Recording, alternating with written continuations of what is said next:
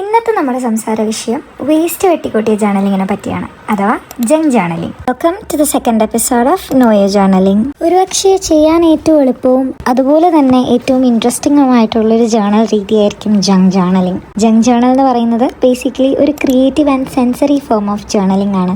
അത് എഴുത്തിനേക്കാൾ കൂടുതൽ വിഷ്വൽ ആയിട്ടുള്ള ഒരു സ്റ്റോറി ടെല്ലിങ്ങിനെയാണ് ഫോക്കസ് ചെയ്യുന്നത്.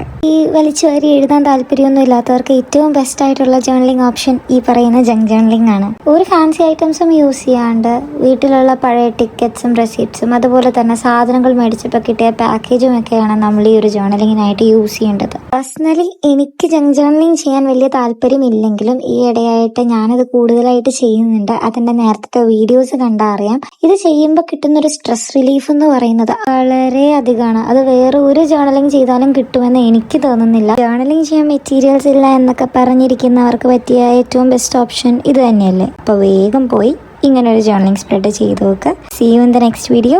Bye bye.